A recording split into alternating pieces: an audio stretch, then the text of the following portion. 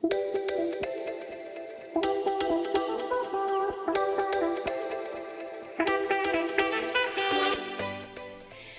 afternoon. The time now is 12:30 on your Wednesday. I'm Julie Broughton. This is Take 6. Hope things are going well for you today.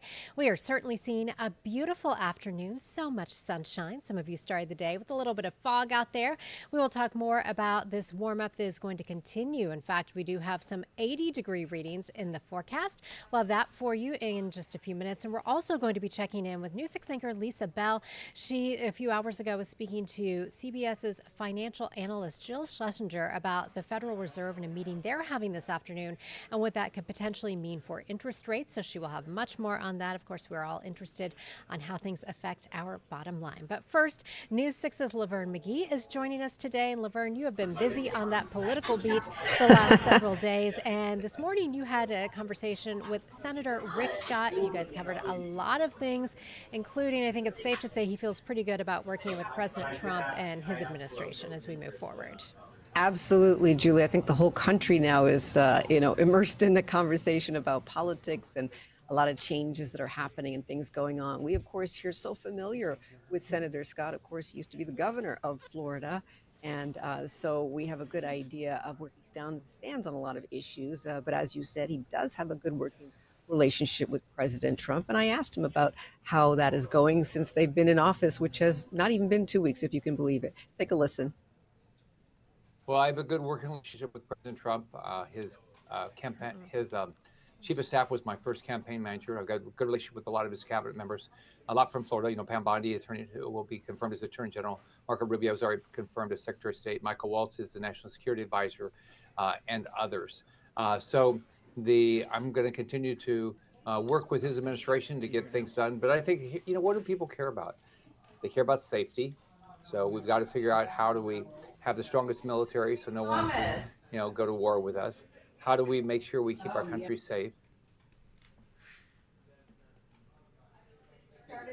So I asked him a number of questions about different topics because honestly, he is just, working on a bunch of different things. He's chair of the steering committee. He's been named chairman of the Senate Armed Services Committee. And chairman of the Special Aging Committee, which is interesting, of course, because he does have that experience with Florida. We have a large senior population. So take a listen now to what his thoughts are on that. This is the first time I'm chairing a committee in the Senate. I've been up here 6 years, and it's a committee that's important to Florida. It's aging. As you know, we have a lot of seniors, and we're all actually aging. So what the focus of this committee is how do we improve the lives of seniors? Part of it's going to be financial, part of it's going to be health, and part of it's going to be community involvement, part of it's going to be safety. So we're going to tackle all those issues. Today we have a hearing this afternoon, and we're going to talk about the impact of inflation on our seniors and the fact that we have to get inflation under control to make the lives of our seniors better. I'm actually really excited to hear more talk about inflation, especially in regards to seniors, because that's something, of course, that the whole country was talking about in terms of why they elected this new administration. Now, I talked to him about a number of other things that you'll be hearing about on our newscast later today at 4 o'clock. We're going to be talking about the federal funding freeze, which is the big talk because a lot of people not quite sure whether or not they'll be affected or not, still trying to get some confirmation on that. And of course, a federal judge did put a freeze on that, put a freeze on the freeze. So right now, people still are getting their funding, but of course that could change, and we're keeping an eye on that. He's really busy, of course. They're having Senate confirmation hearings, trying to get all of their people pushed through and get confirmed as we move forward to see what their new agenda and what they want to do for the people. And just a whole lot of things happening, Julie. I wish I could go through the whole list with you. I was lucky to get some time with him, actually, so I'm very thankful for that. Thankful to the senator in his office because there's so much going on in Washington right now. He did want me to let people know that he says that he is, about representing the people. He's got 9 offices in Florida. He wants people to reach out with any questions and concerns to his staff members who are in Florida right now. He, of course, is in Washington, D.C. But we have a lot of items that people are really interested in that affect their personal lives, and this is it's kind of new territory for all of us, Julie. Yeah, and I watched some of your conversation with the senator before we went on, and you covered so many things. And we've heard a lot lately about the future of FEMA, what could potentially happen with FEMA. And I know you did ask him about that as well. I did, and it's interesting because as governor of Florida, of course, he worked with FEMA a lot, which he said, because unfortunately we have hurricanes which do a lot of damage. So for people in Florida, FEMA is a common word, and so he said he had a good relationship with them, but he wanted to see improvements. So that's something that we discussed that I hope people will watch out for as we talk about that. You're going to see more changes, I think, coming. President Trump said he wanted to see changes. He wanted to do an overhaul of FEMA. And Senator Scott told me that he is interested in also seeing where improvements can be made. So you're going to be seeing some movements on that. And for us here in Florida, again, that's a critical service that we need is how do we get help after a huge hurricane comes through? And it is, according to Senator Scott, a function of local and state government first before the federal government. So if they make any changes, what would that mean to local government? So all of those things we're going to explore. All right, Laverne McGee, thank you so much. And we are looking forward to seeing much more of your conversation coming up today, starting on News 6 at 4. Thanks for having me, Julie. Good to Of be here. course. Take care. All right, we're going to take a short break, and when we get back, we will have a check of your full forecast. Like I said, the warm up that we are dealing with, that will continue. So if you like it warmer than normal, you'll enjoy the next 7 days. And we'll also check in with News 6's Lisa Bell, and she'll talk more about her conversation with Jill Schlesinger. Stay with us. We're back in 2 minutes.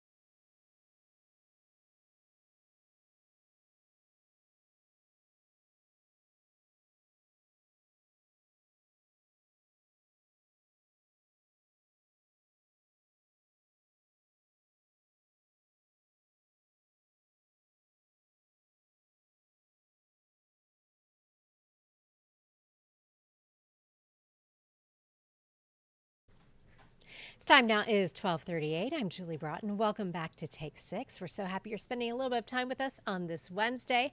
We're seeing another beautiful afternoon, and we will talk more about your extended forecast for you coming up in just a few minutes. But first, News 6's Lisa Bell is joining us. And Lisa, today I know you were chatting with CBS political analyst Jill Schlesinger, and you were talking about the meeting coming up today at 2 o'clock with the Fed and what we could see happen with interest rates, which bottom line probably is not much today. Yes, that is what most economists believe will happen today is a whole lot of just wait and see, no action today. This is the first time the Fed has met in 2025, the first time since President Trump was sworn into office. So she anticipates, like many other economists, that we will not see any sort of interest rate cut today. Of course, that could change later in the year. But as of right now, she believes many economists at the Fed are just kind of in this wait and see pattern. Of course, President Trump has been in office now for less than 2 weeks, and we've had all sorts of executive orders.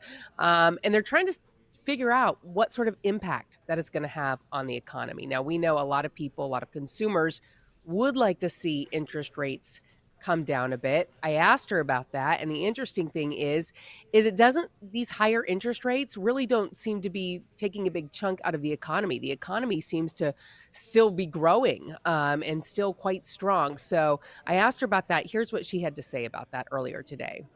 Probably a lot of nothing. The Fed is expected to pause at this meeting, take no action, which would leave the federal funds rate, that's the short-term borrowing benchmark, at around 4.25 to 4.5%.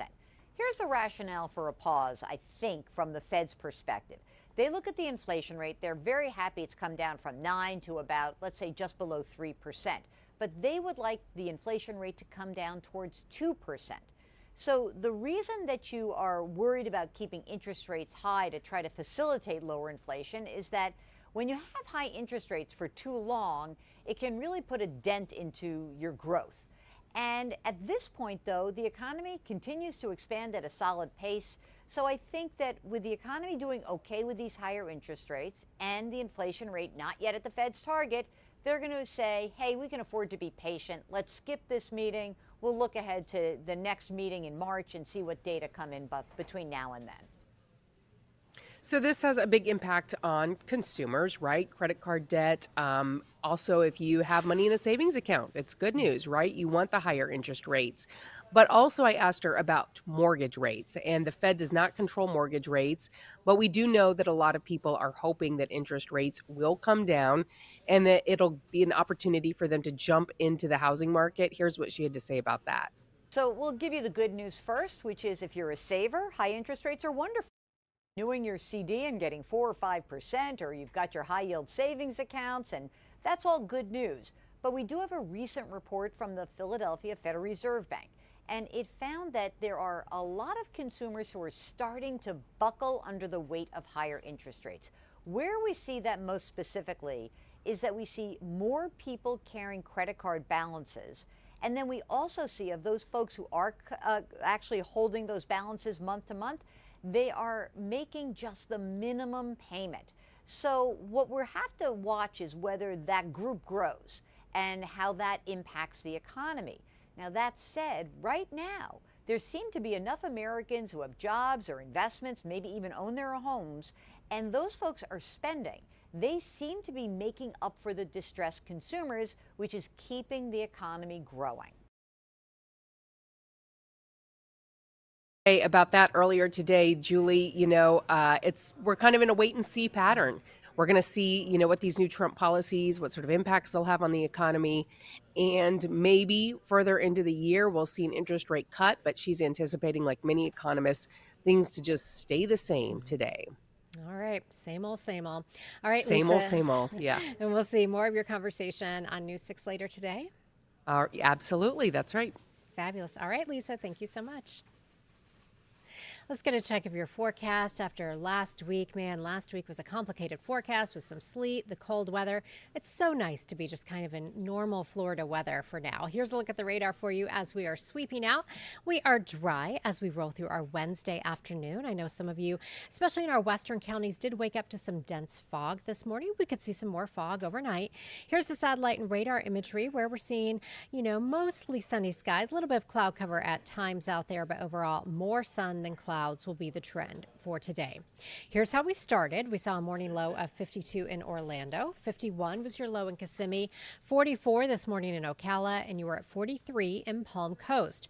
Right now, we're at 68 in Orlando, and most of us are hovering still in the 60s. We have a few 70-degree readings out there in areas like Wildwood and Winter Haven. You're at 69 in the Villages, 66 in Mico and in Melbourne, and you're at 68 in Daytona Beach. Clouds and rain forecast showing the models not indicating a whole lot of activity throughout the day today. In fact, our next best chance of rain doesn't come until Saturday. Even then, that looks pretty minimal. For today, we'll go to a high of 74. Normal high this time of year is 73, so we'll be right in that range. 73 for your high in Leesburg and 71 in New Smyrna Beach. Then overnight tonight, we fall back into the upper 40s and low 50s, so it should be a nice mild night.